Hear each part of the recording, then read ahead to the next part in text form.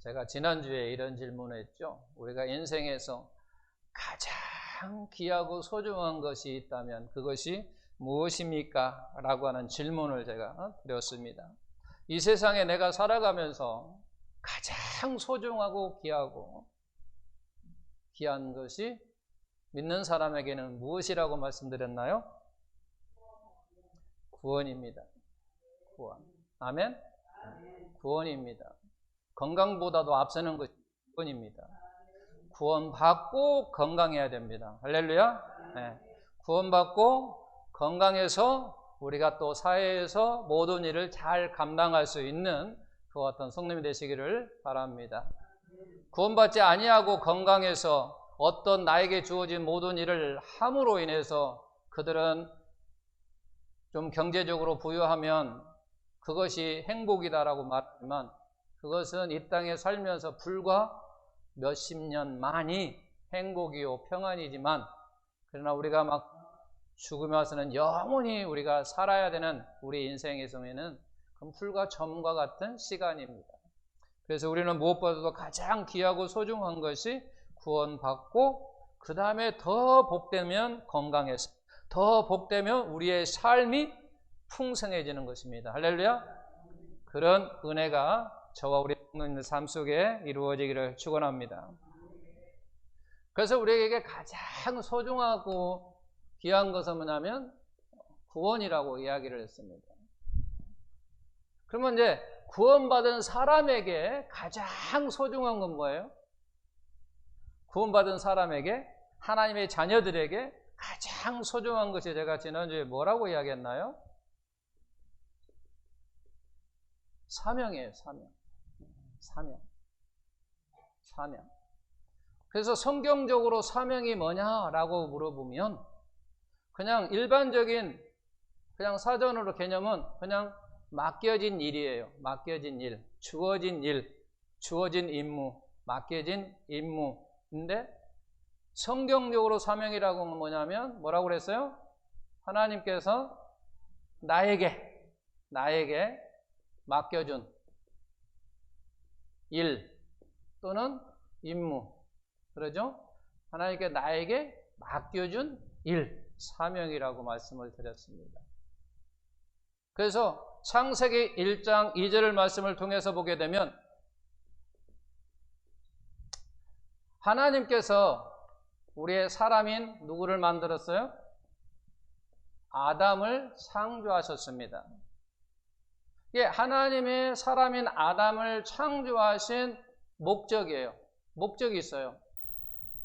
하나님께서 우리를 만드시니 쉽게 얘기하면 오늘날 표현한다면 하나님께 오늘 나를 택하신 목적 이렇게 바뀌어야 되죠. 창세기 1장에서는 사람인 아담을 창조하신 목적이라면 오늘 나에게 적용한다고 한다면 하나님이 나를 선택하신 목적이 무엇이냐라는 얘기예요.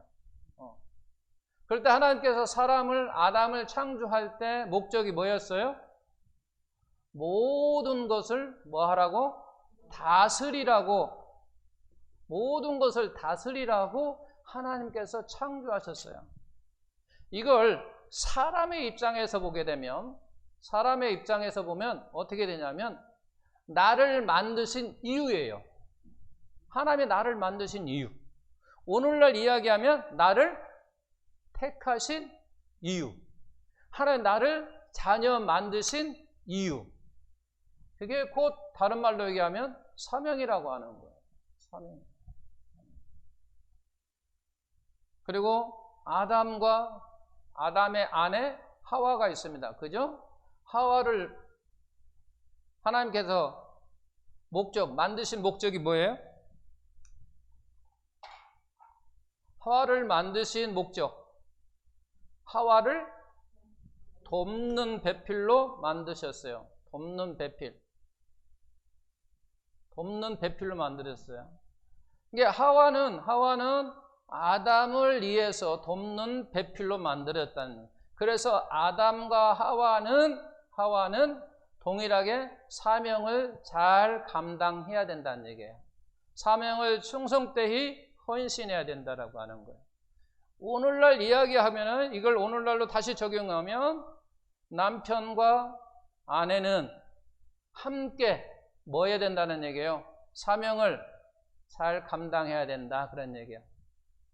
사명을 감당해야 된다는 얘기죠. 그런데 그렇지 못하죠.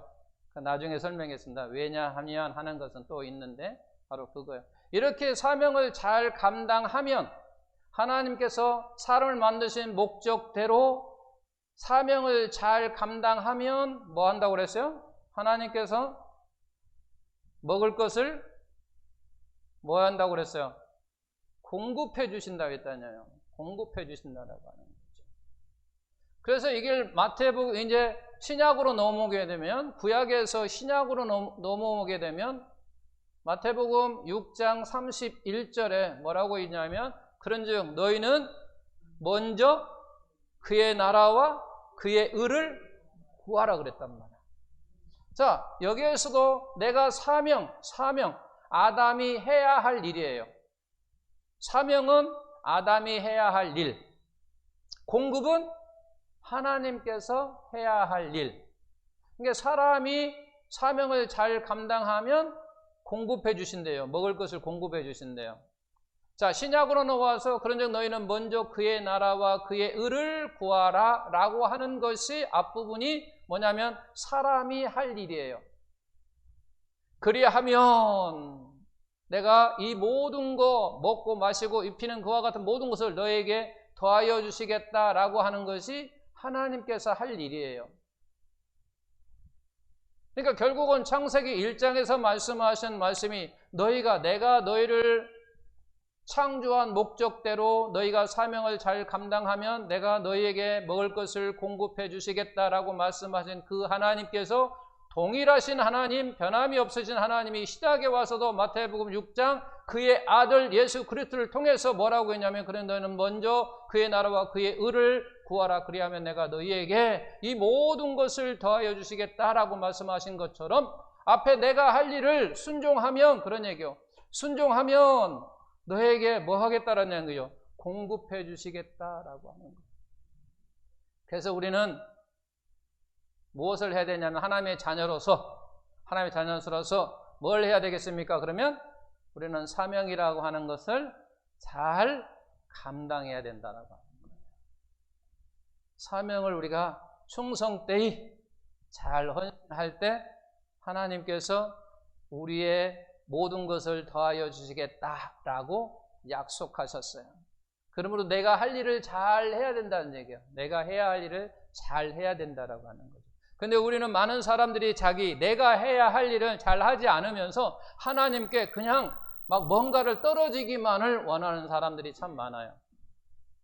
이건 아니라고 하는 거예요. 오늘 말씀은 지금 제가 핵심 뭐냐면 공의의 하나님을 이야기하는 거예요. 공의의 하나님을 이야기하는 거예요. 공의의 하나님은 반드시 사람이 해야 할 일을 해야만이 공급해 주시겠다라고 하는 거예요. 근데 이것을 만약에 사랑의 개념으로 만약에 해석하면요, 안 맞습니다. 하나님의 사랑은요, 무조건적인 거거든요. 네가 나에게 뭔가 잘해서 주는 게 아니에요. 상관없어요. 사람이 무엇을 함으로 말미암아 하나님께 무언가를 주시는 게 아니라, 사랑의 하나님은 그렇지 않아요. 사랑의 하나님은 내가 뭔가 함으로 말미암아 나를 하나님의 자녀로 삼으신 게 아니에요. 그냥 일반적으로 사랑하셨어요. 그러니까 말이 안 맞는 거예요. 그래서 제가 오늘 설교하는 것은 사랑의 하나님이 아니라 공의의 하나님으로서 우리 인간이 해야 할 일을 해야 된다는 거야. 그래야 하나님께서 나에게 공급해 주시겠다고 하는 거죠. 이제 이와 같은 것이 죄라고 하는 것. 창세기 3장이 되게 되면 이제 죄가 들어오는 거예요. 오늘 이제 본문 말씀에 3장을 읽었는데 죄라고 하는 게 들어왔어요. 죄가 들어왔다라고 하는 얘기는 하와가, 죄는 다른 말로 얘기하면 불순종이에요. 불순종을 함으로 죄를 범했어요. 죄를 범하니까 모든 영역에 영향을 받았어요. 모든 영향에, 모든 부분에 영향을 받았다라고 하는 거예요. 모든 부분에.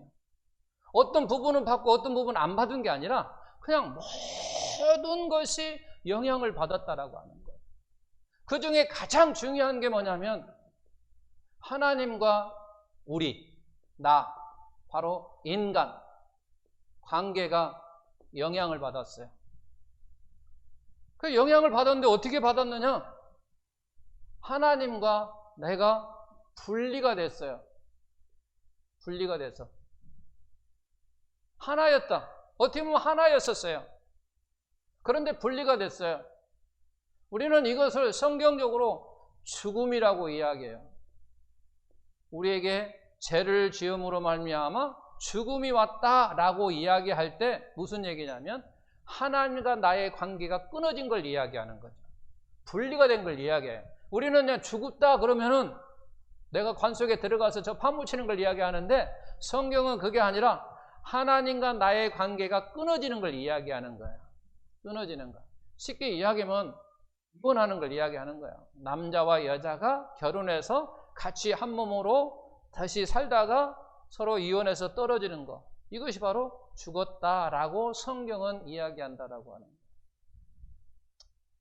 그리고 두 번째는 이제 어디에 영향이 왔냐면 사람과 사람 사이의 관계가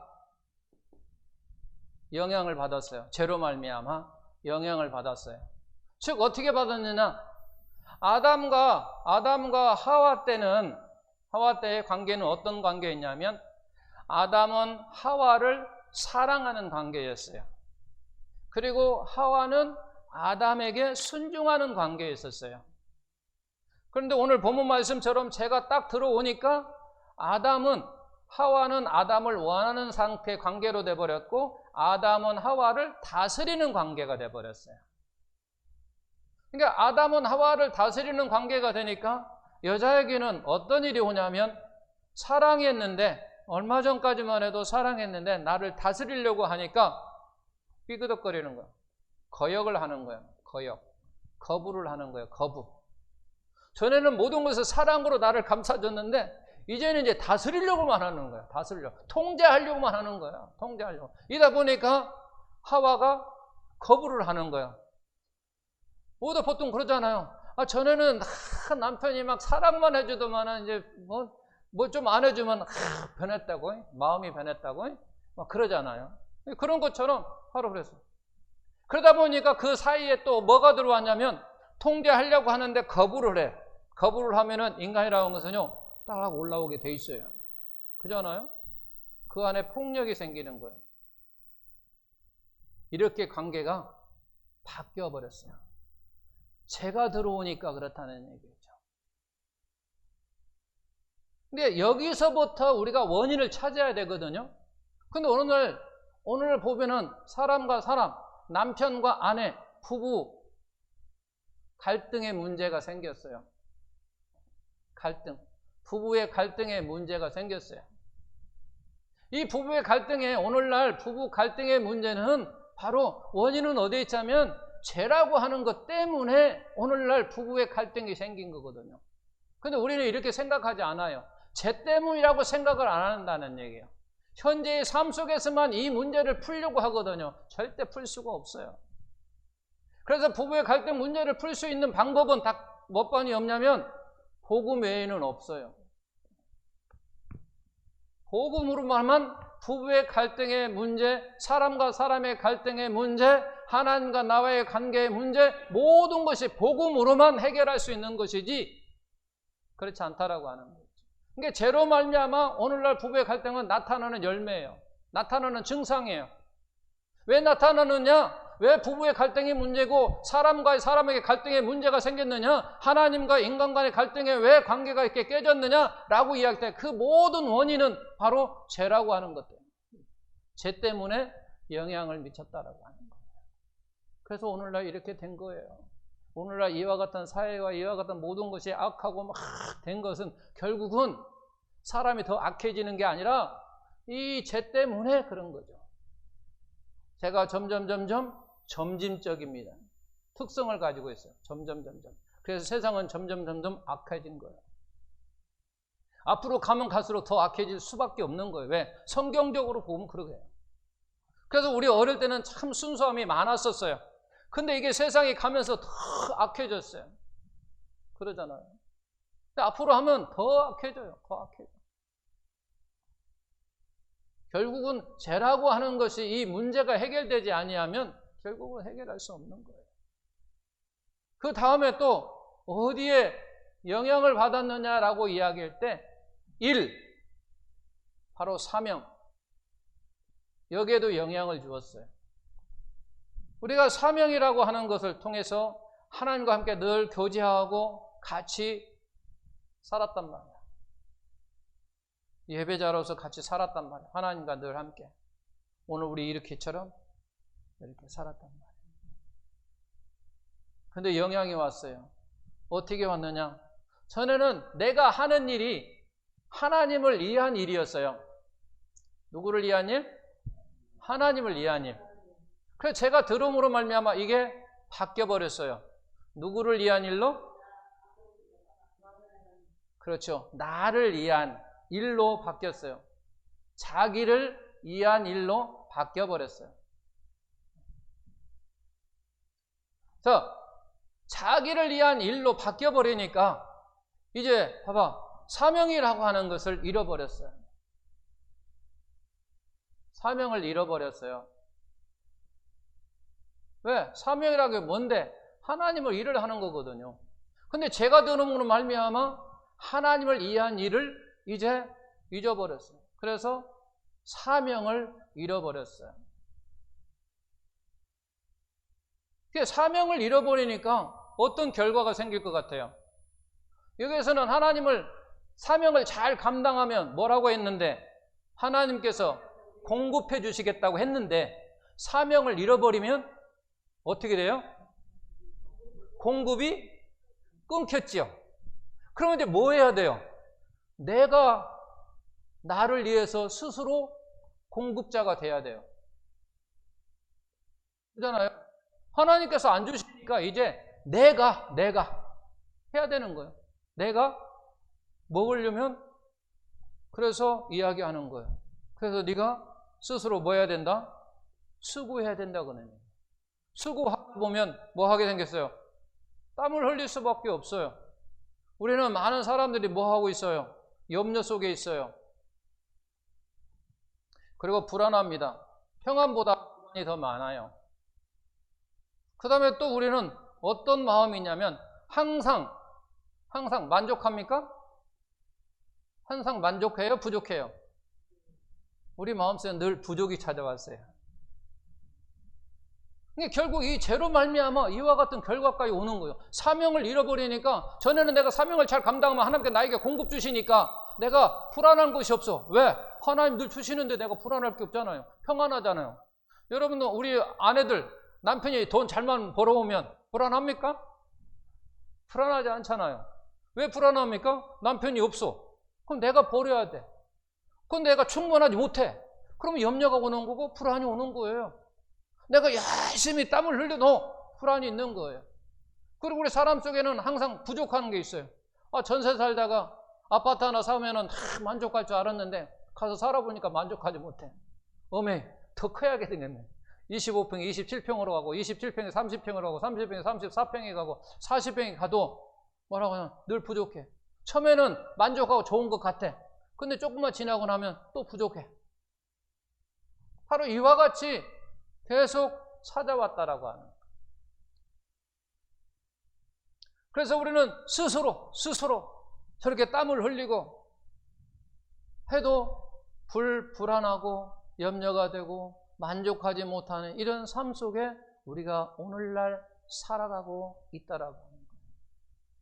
그래서 복음이라고 하는 겁니다. 이런 측면에서 우리가 복음이 무엇이냐고 묻는다면 뭐라고 대답하냐면 사명을 잃어버린 것을 회복하는 것, 이게 바로 복음이라고 하는 거죠. 자, 사명을 잃어버렸어요. 그래서 사명을 잃어버린 것을 뭐 하는 거예요? 잃어버린 것을 회복하는 것. 회복하는 길이 곧 뭐냐? 이게 복음이라고 하는 거예요. 제가 이제 복음이라고 하는 건 수없이 지금까지 제가 설교를 해왔으니까 다음 주에 다시 또 복음에 대해서 또 이야기할 거예요. 왜 복음이 그렇게 중요하냐라고 이야기할 때 우리 성경책 신약 성서에 보면 대부분의 서신서로 되어 있어요. 서신서로. 서신서라고는 편지식으로 되어 있다 그 말이야. 편지식으로 되어 있는데 대부분 그것을 기록한 자들이 뭘 이야기하면 사도 바울의 거의다가 어떤 이야기를 하냐면 다 교회들이 문제가 있어요. 필립 교회도 문제가 있고 갈라디아 교회도 문제가 있고 고린도 교회도 문제가 있고 다 문제가 있거든요. 그 문제 있는 교회들마다 무슨 이야기를 하냐면 빠지지 않고 이 복음을 이야기했어요. 너희는 다시 내가 가르쳤던 복음을 전에 내가 너희에게 가르쳤던 복음을 너희들이 잃어버렸고 너희들이 생각하지 못하고 너희들의 복음을 삶을 적용하지 못하고 그렇게 삶으로 말미암아 너희가 문제가 생겼으므로 이제는 다시 뭐 해야 된다? 너희는 복음을 들어야 된다라고 말씀하고 우리 삶 속의 모든 문제를 해결할 수 있는 길은 복음뿐이 없다라고 하는 거예요. 그래서 복음이라고 하는 거예요.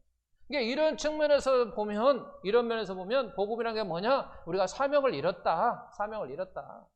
그 사명을 잃었는데 회복하는 것이 복음이다라고 하는 거죠. 그러니까 복음만이 모든 것을 해결할 수 있다고 말하는 거예요. 자, 그러면서 또 우리에게 영향을 미친 게 있어요. 또 어디에 영향을 미치냐면 본래 우리에게는 하나님께서 우리를 창조하실 때 예배자로 창조하셨어요. 우리를 예배자로 창조하셨다는 거예요. 우리를 예배자로 창조하셨는데 어떻게 되냐면 이 예배자가 우상 숭배자로 바뀌었어요. 그러니까 죄로 말미암아 우리는 본래 예배자였다라는 거예요. 예배자였는데 죄로 말미암아 내가 어떤 자로 바뀌냐면 이 모든 사람들이 뭘로 바뀌었냐면 전부 다 우상 숭배자로 바뀌어버렸어요. 우상 숭배자로. 사도 바울이 그렇게 이야기를 합니다. 오늘 아까 로마서 우리가 읽었는데 그렇게 이야기하는 거예요. 너희가 마음과 생각이 험하게지고 마음이 어두워졌다는 얘기예요. 어두워졌어. 빛을 보지 못한다라는 거예요. 즉 우리가 눈이 캄캄해지면 무엇을 분별하는 것이 이게 어려워요. 고난의 어떤 특수 훈련을 받은 사람을 제외한 모든 사람들은 눈이 어두우면 분별할 수가 없어요. 바로 그런 것처럼 우리의 마음과 우리의 생각들이 어두워졌단 말이에요. 어두워졌어. 캄캄해져. 그러다 보니까 분간을 못하는 거예요. 어두워지니까. 분간을 못하니까 우리는 어떤 사람이 되었느냐? 모든 사람이 우상 숭배자가 되었다라고 말을 하는 거예요. 자, 마음과 생각이 고장난 인간이다 그 말이에요. 우리 마음과 생각이 고장났다라는 거예요.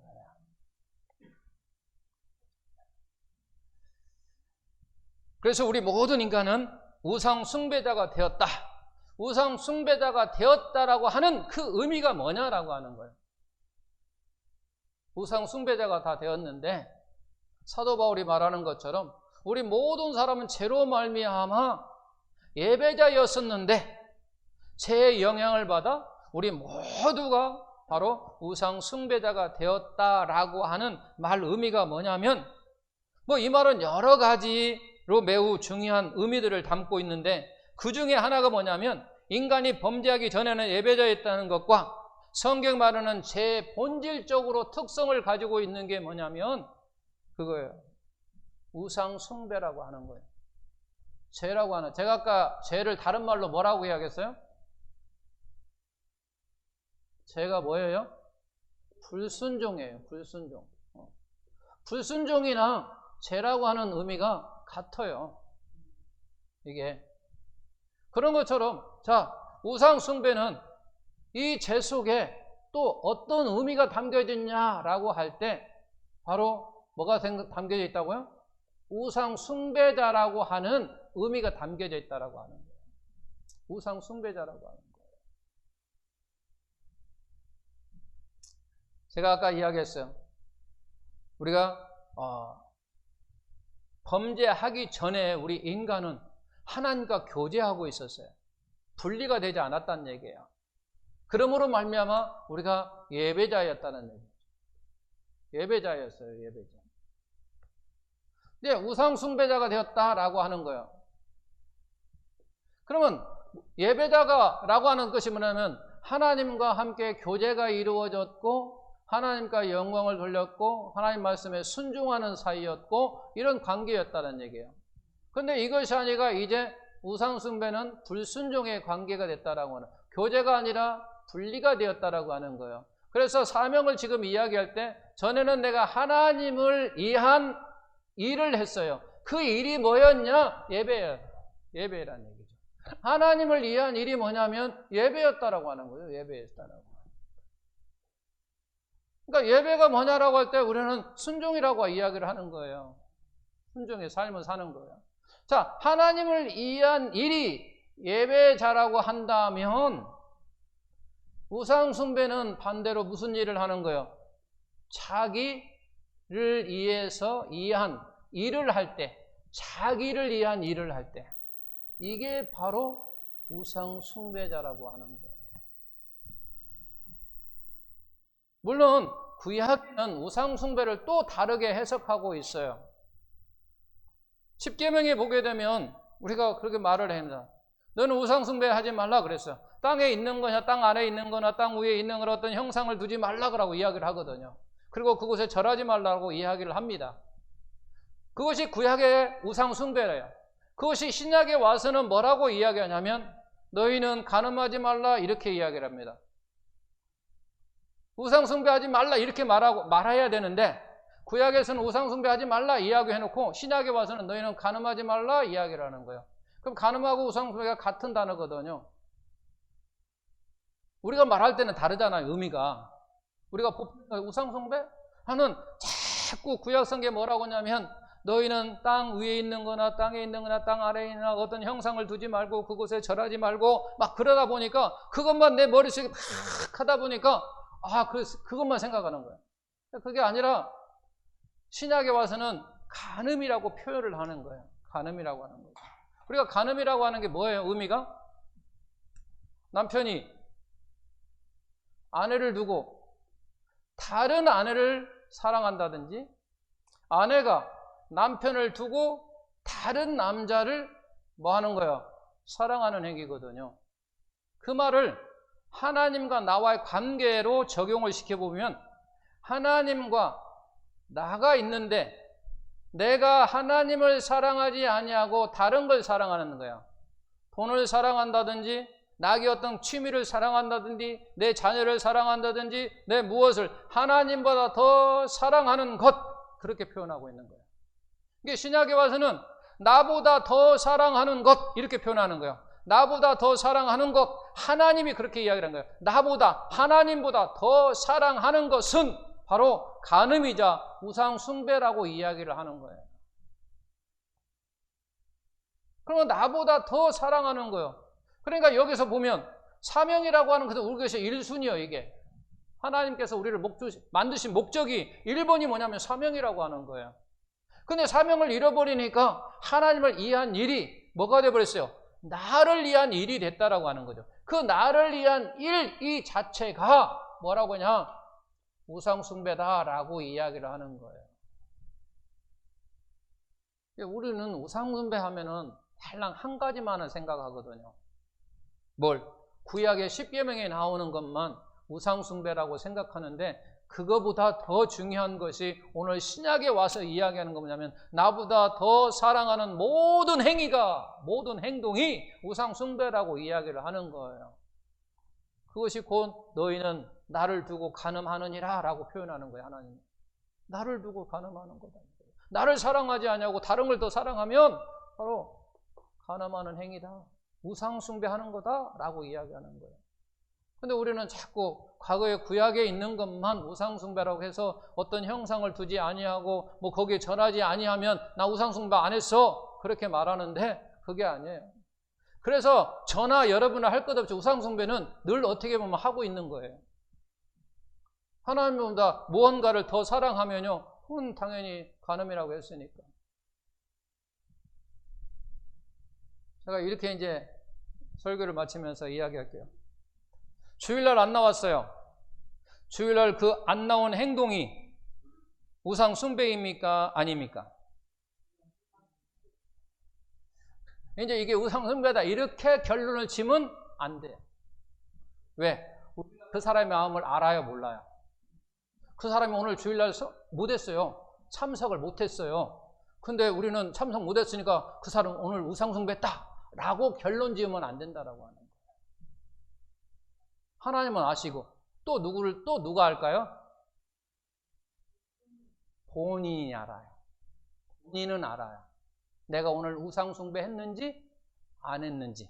내가 비록 예배당에 참석을 하지 않았다 할지라도 내가 오늘 했는지 안 했는지는 본인은 아시고 그리고 하나님이 아세요. 물론 성령님이나 하나님이 같은 분이니까 성령님이 아시냐 뭐 하나님이 아시냐 똑같이 아니고 하나님은 아세요.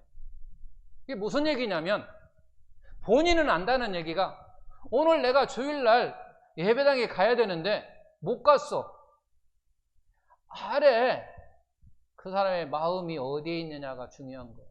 그 사람 중심이 어디 있느냐는 얘기예요. 중심. 여러분 피치 못할 수 있어요. 자, 우리 승리 선생님이 공무원이에요. 자, 주일날 참석 못했어요. 못할 이유는요 여러 가지 있어요.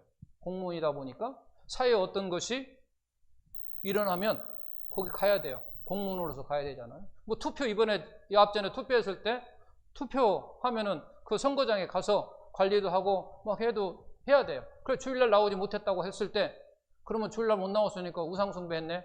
이렇게 말하기는 힘들다라고 하는 거예요. 우리는 그걸 말하기 힘들지만 하나님은 아세요. 그리고 본인도 알아요. 내가 왜 오늘 예배당에 참석하지 못했고 내 마음은 그럼에도 불구하고 내 마음은 어디에 있는가를 본인은 안다는 거예요. 본인은. 내가 비록 예배당에 참석하지 못했지만 이곳에 있으면서 내가 하나님을 생각하며 오늘 내가 예배당에 가서 하나님께 찬양하고 경배했으면 더 좋았을 것을 그러나 그렇지 아니한다 할지라도 나는 여기에서 내 마음 하나님 아시지요? 내가 비록 저곳은 가지 못했지만 지금 내 마음은 하나님을 생각하고 하나님을 묵상하고 하나님을 찬양합니다 라고 한다면 그 사람 우상숭배 아니에요. 근데 만약에 그 자체를 완전히 깡그리 그냥 만약에 잃어버렸다. 그리고 안 했다. 그러면 우상숭배일 수도 있는 거예요. 그건 정확하게만 하나님은 아세요. 저는 그걸 기다 아니다 말하기는 저는 어려워. 왜? 그 사람 마음도 제가 모르고 제가 하나님이 아니기 때문에도 모른다는 거예요. 구두구대 우리는 딱 결론이에요. 그래 여기처럼 이렇게 된다고 해서 저 사람 오늘 우상숭배했네. 그리고 오늘 여러분들이 가가지고 오늘 교회 안 나온 사람 보고 당신 오늘 우상숭배했어. 그래봐. 그거 안 된다라는 거예요. 그것은. 왜? 나는 그 사람 마음을 모르니까. 그 사람의 중심을 내가 모른다 그 말이야. 내가 중심을 모른다는 거예요. 자, 이런 사람도 있어요. 제사를 지내는 사람이 참 많아요. 의외도 믿음의 사람들 제사를 지내거든요. 제사 준비를 열심히 했어요. 우상숭배 한 거예요? 안 한 거예요? 모른다 그러고 말을 해야지. 참 그게 정답이요. 몰라요. 그래야 내가 준비를 한다고 해서라도 어떤 생각을 하고 하느냐라고 따라 다르다는 얘기예요. 똑같은 행동을 했는데 내가 내 마음이 중심이 어디에 있느냐 그 말이에요. 이게 더 중요한 거란 얘기예요. 내 마음이. 오늘은 제삿날이니까 그래 오늘은 우리 어머니 제사니까 열심히 막 이것저것 만들어가지고 상에 올리면 우리 어머니가 와가지고 한번 훑어보고 먹고 막 가실 거야. 그러니까 내가 잘해야 돼. 맛있게 잘해야 돼. 이런 생각을 하면 이건 우상숭배라 그 말이야.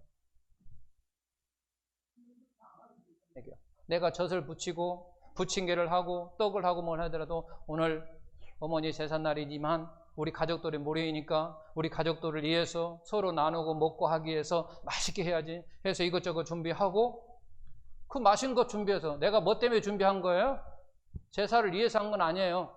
누구를 위해서요? 내 형제들을 위해서, 내 가족들을 위해서 열심히 했어요. 그 부분, 일부분을 그냥 상만 차리는 거예요. 이게 더 중요한 거예요. 그 사람은 이게 더 중요하다는 얘기예요. 이게 우상숭배 아닌 거예요.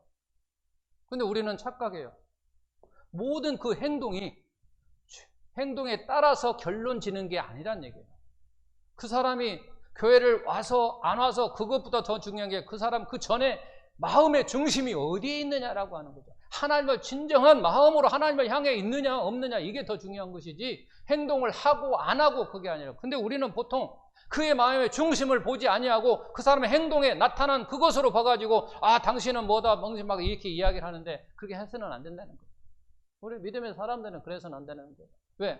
그 사람 마음도 모르면서 조금도 이해도 잘 못하면서 함부로 결론을 짓는 것은 잘못된 행동이라고 하는 거예요.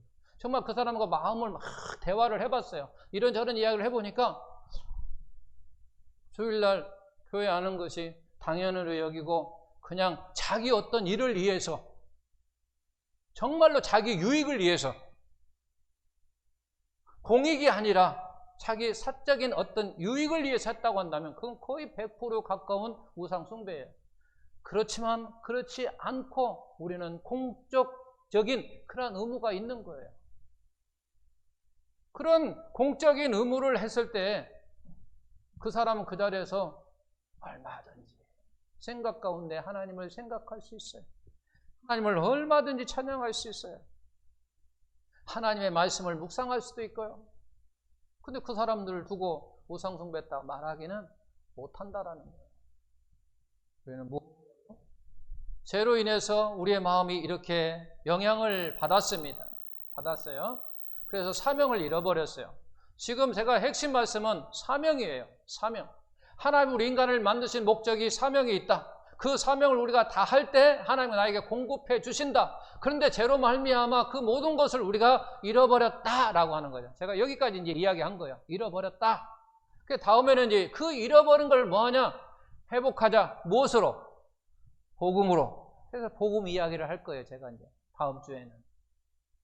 그러나 이렇게 이야기한 과정에서 우리가 이렇게 되는 과정 속에 있다라는 거예요.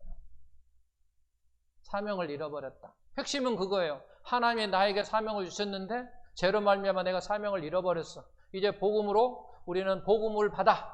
우리가 하나님의 자녀라며 우리는 이제 어떻게 살아야 되느냐라고 하는 것은 뭐 결론은 이제 알아. 그러잖아요. 우리가 이제 복음으로 말미암아 우리가 이제 내가 받았어요. 받았으니까 우리는 어떻게 살아야 되느냐? 회복한 삶 속에서 살아야 돼요. 회복했다라고 하는 건 다시 이쪽으로 가는 거예요. 그런 은혜 속에 우리의 삶이 이루어져서 정말 마음이 편안하고 하나님께 모든 걸 공급해 주시니까 불안 속에서 염려 속에서 회복하여 우리의 마음이 평안하고 복음의 능력을 따라서 우리가 점점 신앙생활을 하는 그런 과정이 아버지께 기쁨이 됨으로 말미암아 영광이 되는 그런 신앙의 삶이 되시기를 예수님의 이름으로 축원드립니다.